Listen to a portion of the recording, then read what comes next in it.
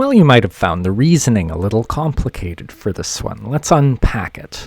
So, first of all, notice that these two bits of wire that run radially are going straight towards and straight away from the point B, and so they produce no B field there, and we can just ignore them. So now we have an inner piece of ring and an outer piece of ring.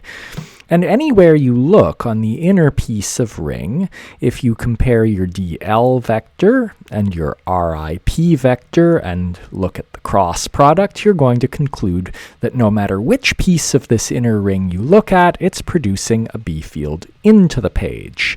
You might have thought that because it's only a quarter of a ring, maybe things would be more complicated than at the middle of a full loop, but in fact it isn't.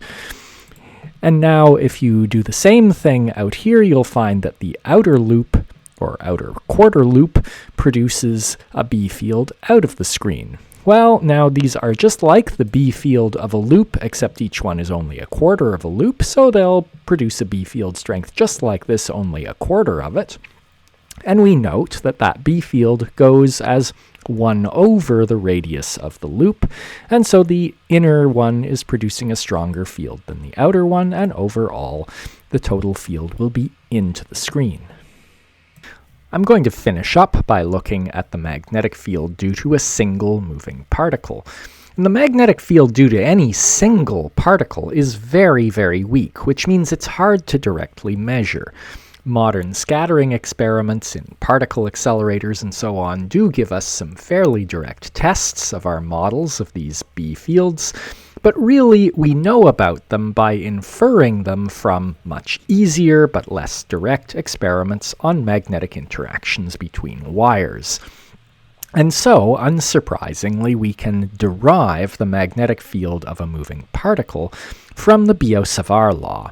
So first of all, note that we have a wire and it's carrying a current, and it must have some cross-sectional area A, at which point we know that the magnitude of the current in it is just related to the charge per charge carrier, the charge carrier density, cross-sectional area, and the drift speed of the particles in the wire. Well, so we can take our vector I delta L and rewrite it by simply replacing the I with all of that expression, except notice that I've shifted the vector symbol over from the delta L onto the drift velocity. So remember that delta L points in the direction of the current by definition. The drift velocity could point opposite the direction of the current, but if it does, then Q times Vd does point in the direction of the current, and so everything works out.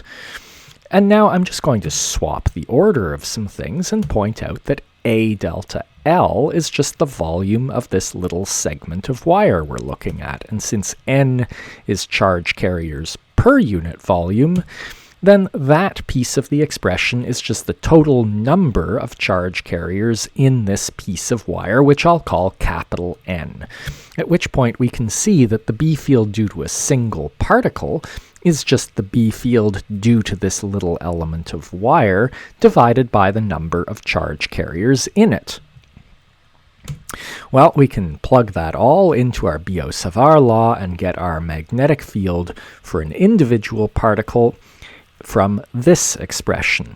And note, this shouldn't be restricted just to charge carriers in wires. There's no reason to suspect that particles moving in other ways wouldn't produce the same B field, and experiments show that they do. And so I'll drop the D on the V because it could just be some general velocity, not a drift velocity in a metal or whatever.